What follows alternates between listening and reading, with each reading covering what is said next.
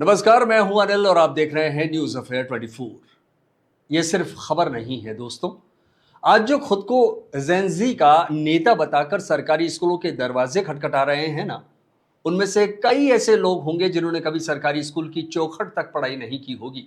किसी ने बड़े अंग्रेजी माध्यम के संस्थानों में शिक्षा ली होगी, तो कोई विदेशों में पढ़ाई कर वापस लौटा होगा। लेकिन आज वही नेता सरकारी स्कूलों में पहुंचकर ये जानने की कोशिश कर रहे हैं कि बच्चों को कोई समस्या तो नहीं है, उन्हें कोई सुविधाएं मिल रही है या नहीं मिल रही है। सवाल उठना जरूरी है, व्यवस्था पर नजर रखना भी जरूरी है, लेकिन सवाल ये भी है कि क्या बच्चों और स्कूलों के बीच पहुंचने का मकसद सिर्फ शिक्षा सुधार है या फिर इसके पीछे राजनीतिक चमकाने की कोशिश।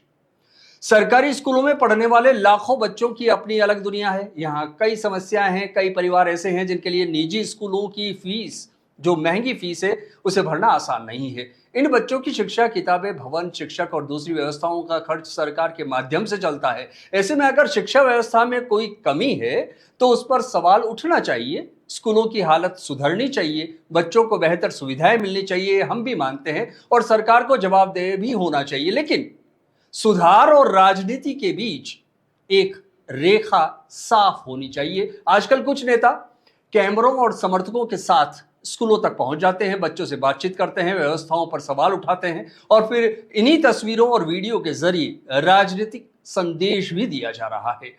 यह सवाल किसी नेता के स्कूल जाने पर नहीं है। सवाल यह है कि क्या स्कूलों का इस्तेमाल राजनीतिक मंच के रूप में, अखाड़ों के रूप में किया जाना चाहिए। अगर किसी नेता को वास्तव में शिक्षा व्यवस्था में बदलाव चाहिए तो उसके लिए सिर्फ एक दिन स्कूल पहुंचकर तस्वीरें लेना काफी नहीं होगा। जरूरत है कि वह एक ठोस मॉडल पेश करे। अगर विकास करने का इतना ही जुनून है तो अपने क्षेत्र से चुनाव लड़िए, जनता का विश्वास जीतिए और फिर अपने क्षेत्र में ऐसी शिक्षा व्यवस्था खड़ी करके दिखाइए जिसे बाकी देश उदाहरण के तौर पर देखे। अपने क्षेत्र के सरकारी स्कूलों में बेहतर भवन बनाएं, शिक्षकों की कमी दूर की जाए, बच्चों को आधुनिक सुविधाएं दिलवाएं और यह साबित किया जाए कि राजनीतिक सिर्फ विरोध करने का नाम नहीं है, बल्कि व्यवस्था बदलने की जिम्मेदारी भी है। अगर कोई नेता अपने क्षेत्र में कम समय में ऐसी सुविधाएं विकसित कर देता है जिनका फायदा आम जनता को सीधे मिलता है, तो दूसरे नेता भी उस मॉडल को अपनाने के लिए मजबूर होंगे।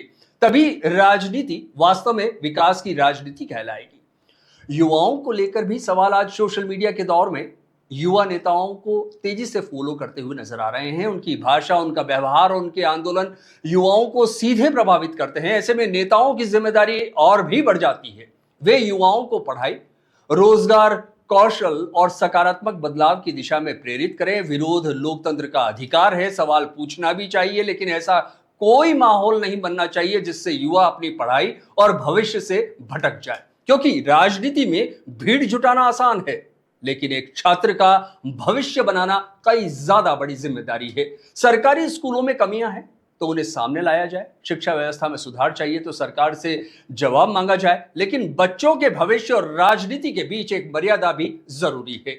नेता स्कूल जाएं, सवाल पूछें, कमियां देखें, समाधान भी सुझाएं, लेकिन शिक्षा के मंदिर को सिर्फ राजनीतिकरण का, प्रदर्शन का, अखाड़ा का मंच ना बनाएं। क्योंकि आज का युवा अगर पढ़ाई से भटका तो कल सिर्फ राजनीति नहीं, पूरा समाज उसका परिणाम भुगतेगा।